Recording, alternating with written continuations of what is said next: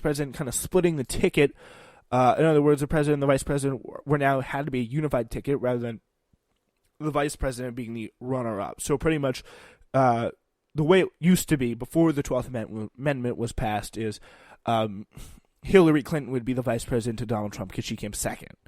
You can kind of imagine how that situation would not work out very well. The tie vote that occurred in 1800 between Jefferson and Burr would not happen again under this new amendment, and kind of cleared things out a little bit. Talk about Essex Junto, which is a group of radical Federalists plotting for a New England state secession from the Union. They had originally asked Jefferson if he would run for governor of New York to join in their exploits. Hamilton refused the offer. So the group then asked Aaron Burr if he would run, and Burr, of course, gladly accepted. Upon hearing the news, Hamilton leaped at the chance to crush Burr's chances of election by leading the opposition faction. Wary of Burr for his association with Democratic Republicans, Federalists in New York chose not to elect Aaron Burr as governor. The plot then faded away. The whole incident contributed to the fatal Hamilton-Burr duel and their feuding. John Randolph, a.k.a. John Randolph of Roanoke, was the Virginia planter who once counted among Jefferson's supporters in the House. Randolph opposed Jefferson's abandonment of his staunch advocacy for states' rights, believing the man had essentially pretty much become a Federalist.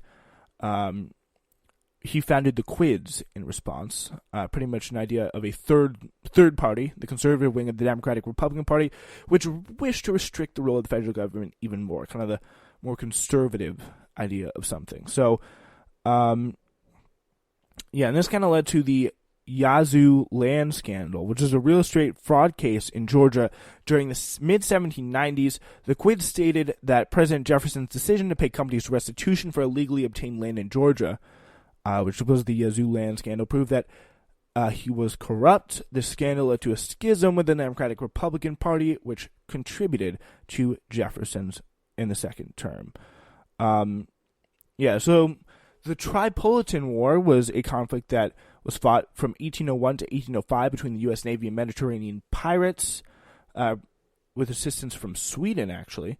This war was instigated by Barbary pirates attacking U.S. merchant vessels, and the pirates held the crews for ransom. Pretty much not a really big deal, but the emblematic of America's struggles to establish itself as a country and able to actually be able to trade things successfully and without interference. So that was a big reason why a big step for America in its ability to establish itself as a power that could trade things. All right, we're going to move on to the Madison Presidency and his European issues that he had, starting with the principle of being a war hawk. Hawk is a nickname for kind of the pro-war activists. Pro-peace activists are often called doves. In specific context of the early 19th century, it refers to politicians like Henry Clay from Kentucky and John C. Calhoun from South Carolina who insisted the War of 1812 would finally clear Britain's influence from North America. Henry Clay was a statesman and orator from Kentucky. Clay was known as the Great Compromiser for brokering multiple deals over nullification and slavery. He was also a proponent of the infrastructure development that he called the American system. Clay notably ran for president on several occasions but never won. So that was the big loss for him there. John C. Calhoun, a South Carolinian politician and member of the Great Triumvirate. Calhoun was an ardent supporter of states' rights, nullification, and slavery. Calhoun had served as Jackson's vice president, and Jackson's vice president resigned from office to return to the Senate, where he felt he could better defend the virtues of nullification, which we will get into. From his deathbed, Calhoun wrote fierce attacks upon the proposed compromise of 1850 and affirmed the right of secession because he was a big slavery guy. He didn't want to, just wanted all the states to be slave states. A big battle that took place on Indian territory was the Battle of Tippecanoe on November 7th, 1811. The American forces under the command of William Henry Harrison battled the Tecumseh Confederacy, an American Indian force of various tribes, led by Shawnee leader Tecumseh and his brother, the Prophet. Harrison's victory kind of briefly propelled him to the White House. He was the 9th president. served from March 4th to April 4th, 1841, famously dying after 31 days in office. A hero from the War of 1812, specifically from the Battle of Tippecanoe, his lively campaign saw the Whigs cart model log cabins to towns and distribute hard cider to boast of Harrison's poor background, which I don't know if that would be allowed today. His Tippecanoe and Tyler II ticket easily defeated Martin Van Buren in 1840. However, he gave his inaugural address on a cold, rainy day and neglected to wear a warm coat. He contracted pneumonia and died. And then John Tyler pretty much had to take over from there on. And literally this guy was, like, he gave a speech for, I think, like 3 hours or something crazy and then died because of it. So probably one of the dumbest presidents we've ever had. Tecumseh and the Prophet were a pair of Shawnee brothers that took a big L to America. And was a critical battle in the War of 1812. So, yeah, the War of 1812 is pretty much the second War of Independence, fought between 1812 and 1815, so it's called that by some people. It is the U.S. term for the North American theater of the Napoleonic Wars, which were tensions between the United States and Britain that had been high since the attack on the USS Chesapeake, which is pretty much a British attack on an American ship that was trying to trade. Following unsuccessful economic sanctions under the Jefferson administration, the Monroe administration was pressured into declaring war by congressional war hawks, which we talked about earlier. The war went poorly and nearly led to New England's secession at the Hartford Convention. British forces burned the White House in August of 1814. However, the United States managed not to lose territory before the Treaty of Ghent was signed, and the Battle of New Orleans reinvigorated U.S. morale. Fort McHenry was a base that was critical in Baltimore, Maryland, to the War of 1812, specifically the Battle of Baltimore. The U.S. soldiers valiantly held Fort McHenry through a night bombing by the British Royal Navy in Chesapeake Bay, inspiring Francis Scott Key, who was being held prisoner on a nearby British ship, to write the Star-Spangled Banner, our national anthem today, obviously. Written by Francis Scott Key, was made the official national anthem in 1931 during the twilight of the Hoover administration, but gained official recognition during the Wilson administration in 1916. Andrew Jackson was our 7th president, big guy here. He gained fame for his defense of New Orleans during the War of 1812, a rare outright U.S. victory in that conflict. Jackson advocated for the common man against established interests and supported universal male suffrage for whites, nixing the existing property requirements that barred poor people from participating in democracy. He also pushed for a spoils system to reward supporters, opposed abolitionism, and killed the Second Bank of the United States. He famously quashed Southern Carolina during the nullification crisis. Jackson is also infamous for creating the Trail of Tears. So speaking of which, the Battle of New Orleans, we talked about that. It was big in the Battle of New Orleans, Andrew Jackson was.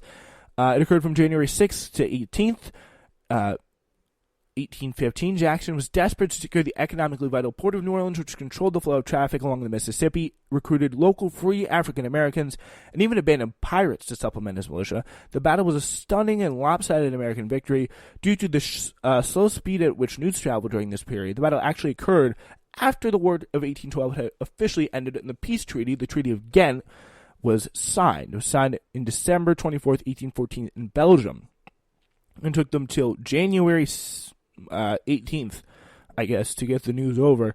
The provisions for the treaty provided the return of any conquered territories to their rightful owners and the settlement of a boundary between Canada and the United States. Essentially, the war ended in a draw. Neither side gained any major concessions, restitutions, or apologies. Most Americans were pleased, however, because they'd expected to lose territory and then end up holding their own, which led to a burst of nationalistic feelings. All right, let's talk about some of the ideological divides in the United States. Starting with the Hartford Convention. During the winter of 1814 into 1815, a radical group of New England Federalists met at the Hartford, Connecticut Convention to discuss ways to demand that the federal government pay them for the loss of trade due to the Embargo Act and the War of 1812, and they felt they had to be paid up for that. The group also proposed amending the Constitution to limit the U.S. president to one term, requiring a 2/3 vote to enact an embargo, declare war, admit new states, and repeal the Three-Fifths Compromise. Some even suggested succession. However, the news of the war's end and Jackson's victory at New Orleans swept the nation, resulting in the Federalists being labeled unpatriotic, and leading to the big rise in nationalism that kind of led to the era of good feelings, beginning with the close of 1812 and ending in the 1820s, seeing the collapse of the Federalist Party. But first, before we can talk about that good feelings, I know you want to talk about it. James Tallmadge, we got to talk about him. He was a New York senator. He proposed an amendment to Missouri's bid for statehood after an admission of Missouri as a state. The Tallmadge Amendment also would not have allowed any more slaves to be brought into the state and would have provided the emancipation of the children of Missouri slaves at the age of 25 years. Southerners were outraged by this abolition attempt and crushed the amendment in the Senate, leading to Missouri Compromise. So at least Tallmadge tried. So the Missouri Compromise was proposed by Henry Clay. It constituted 3 bills which effectively allowed for the admission of Missouri as a slave state while also admitting Maine as a free state. This would maintain the balance of power in the Senate. In addition, slavery would not be permitted in states above the latitude 36 degrees 30, with the exception of Missouri, which lay above the line. Clay's compromise was accepted by both the North and South and lasted for 34 years, earning him the title the Great Compromiser, functionally repealed by the Kansas-Nebraska Act, but not officially overturned until the Dred Scott versus Sanford ruling declaring it unconstitutional, which obviously took place after things were settled in a war. All right, now we can talk about the era of good feelings. It was a period of national unity. It began with the close of the War of 1812 and ended in the 1820s. It saw the collapse of the Federalist Party and a decline in partisanship. It was followed by a revival of partisan bickering between the Jackson Democrats and the Whigs. So John Quincy Adams was the 6th president, served from 1825 to 1829. Son of John Adams. In his lifetime, John Quincy Adams was a member of basically every major political party at some point or another. He was elected after striking a deal with Henry Clay in the disputed 1824 election.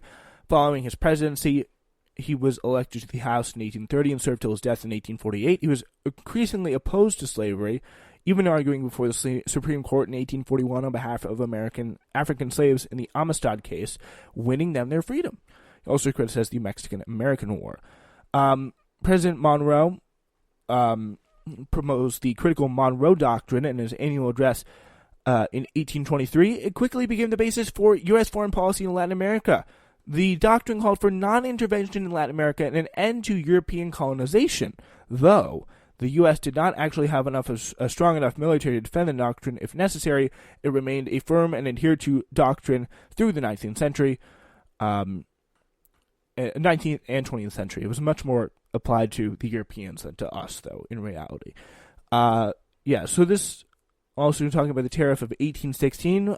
Because of a post-war upsurge in nationalism after the War of 1812, there was a strong desire to protect all things American, especially the burgeoning industrial economy. To prevent cheap British goods from flooding the market and injuring American manufacturing, Congress passed the Tariff of 1816, which imposed a 20% duty on all imported goods and became the first truly protective tariff in American history. However, the passage of the tariff was unpopular in the South due to its export-oriented agricultural economy, and the tariff was allowed to lapse by 1820, which kind of led to a bit of a panic down south called the Panic of 1819, which we'll talk about. Daniel Webster was a U.S. Senator from Massachusetts and Secretary of State under Harrison and Tyler, Fillmore, a Whig politician and member of the Great Triumvirate. During the debate over the Tariff of 1816, he complained that New England had not developed enough to withstand interruptions in its ability to trade freely with Britain. He opposed nullification, and he often sought the presidency, but never won. He resigned a Senate seat over the negative reception to his support for the Compromise of 1850. He was from Massachusetts, so there is probably one of the biggest pro-abolition areas, if there was one, because, at this point, the key thing to realize is here, a lot of Americans were either apathetic towards slavery or actively supported because they were benefiting from it, and that does include the North, too. So now let's go into the American system here, proposed by Henry Clay of Kentucky. It sought to establish manufacturing and bring in much-needed revenue for internal improvements throughout the country. It included the recharter of the Bank of the United States, bringing back the bank, baby, protective tariffs such as the one passed in 1816, and improvements on American infrastructure such as turnpikes, roads, and canals. The South did not support the plan, as plantations, especially cotton ones, made their money on export, because they were